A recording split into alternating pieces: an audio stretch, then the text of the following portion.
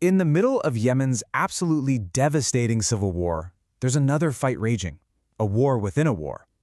Today, we're diving into the story of a fight for a separate nation that's threatening to tear the country apart, right from the inside. So think about this for a second.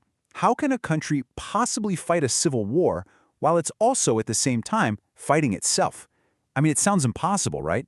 But that's the paradox right at the center of Yemen's anti-Houthi coalition. It's this fractured alliance, and at the very heart of that fracture is one powerful group with its own, very different dream for the future. And that group is the Southern Transitional Council, or the STC. These guys are a huge player in the Yemeni civil war. We're talking about a secessionist movement with its own army, its own political ambitions, and one crystal-clear goal: to bring back South Yemen as its own independent country. But look, to really get the STC, you can't just start in 2017, when they were officially formed. No way. Their roots go much, much deeper, all the way back to a time when Yemen wasn't even one country at all. Yeah, this whole vision of a separate southern state, it's not some new political idea they just cooked up.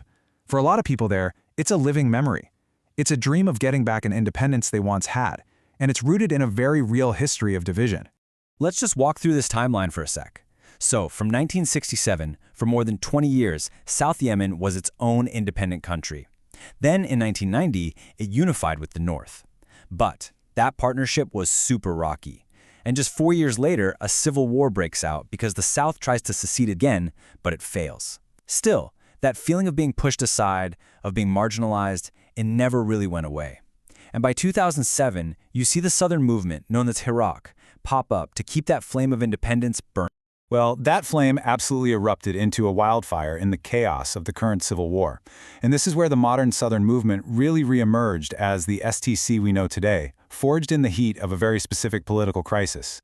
So the spark came in April 2017. Yemen's President Hadi makes this move and fires the really popular governor of Aden, a guy named Idaris al-Zuwaidi.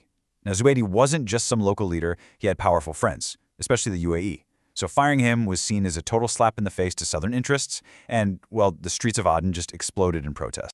But al-Zuwaidi didn't just disappear. Oh no. He took all that public anger and he harnessed it.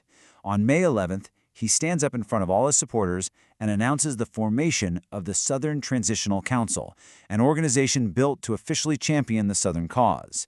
And, this is crucial, it had the political and military backing of the UAE. Just like that, a new force was born. Okay, this is where the story gets really, really complicated. Because the STC was created to oppose the Yemeni government, right? But they were also supposed to be on the same team, allies, in the bigger war against the Houthis. I mean, on paper, it looked pretty simple. You had the Houthi movement on one side, and on the other you had the Saudi-led coalition, which included both the official Yemeni government and the STC's forces. A classic, the enemy of my enemy is my friend kind of situation. But the reality on the ground was anything but simple. While they were both fighting the Houthis, the STC and the government were also locked in this bitter struggle against each other for control of the South. They were allies and rivals at the exact same time. It's just wild. Think about it. Their entire alliance was built on having one shared enemy, the Houthis, but their visions for what the future should look like, totally, completely opposed. The government was fighting for a unified Yemen. The STC was fighting for an independent South. There's just no way those two goals can coexist. And this contradiction, it led to this absolutely dizzying cycle of conflict and then making up. So in 2018, the STC literally seizes the government's headquarters in Aden. Then by late 2019, they sign a power-sharing deal. But then, in 2020, they just declare self-rule anyway. It was this constant dance between fighting each other and striking deals.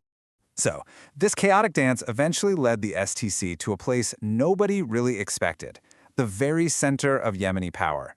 But, as you'll see, this incredible peak would be followed by a sudden and incredibly dramatic fall. So, in April 2022, the whole political landscape just gets turned on its head. Under a lot of pressure to unify the anti-Houthi front, President Hadi steps down. A new Presidential Leadership Council, or PLC, is formed to run the country. And the STC? They weren't on the outside looking in anymore. They were sitting right there at the table.